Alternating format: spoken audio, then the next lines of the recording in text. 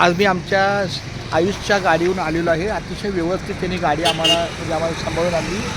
आणि आता हेच बघा ज्योतिबा मंदिर आहे आणि हीच ही गाडी.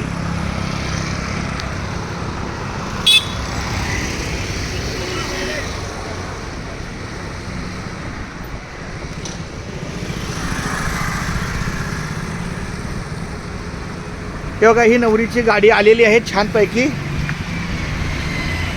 हेच बघा हे कराडचं मंगळवार पेठेतलं ज्योतिबा मंदिर.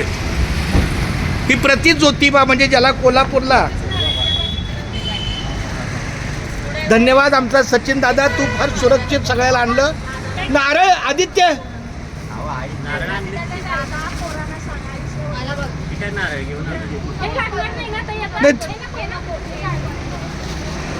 ये रे इकडे.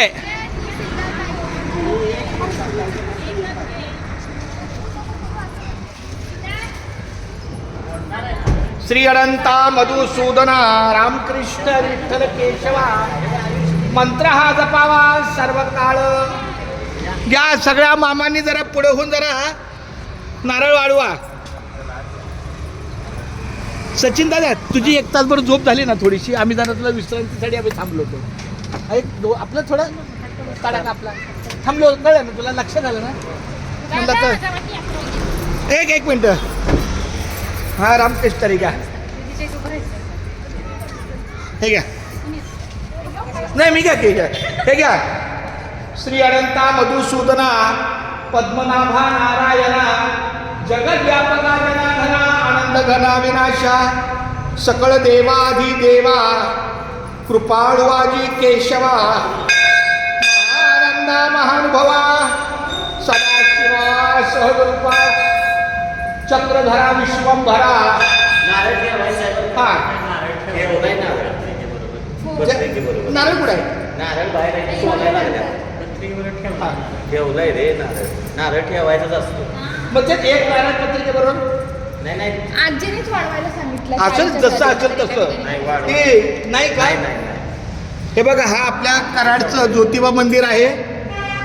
ज्योतिबाच्या नावानं चांग बल येळकोट येळकोट जय मल्हार सदानंदाचा येळकोट.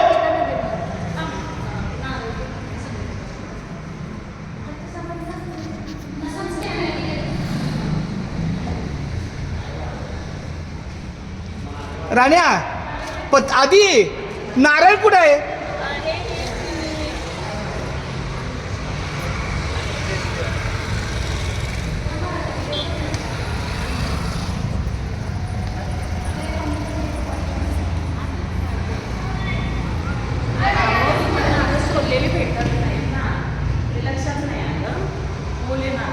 मग तो ऐका, नारळ जरी ठेवलं तरी हरकत नाही, जास्त त्याला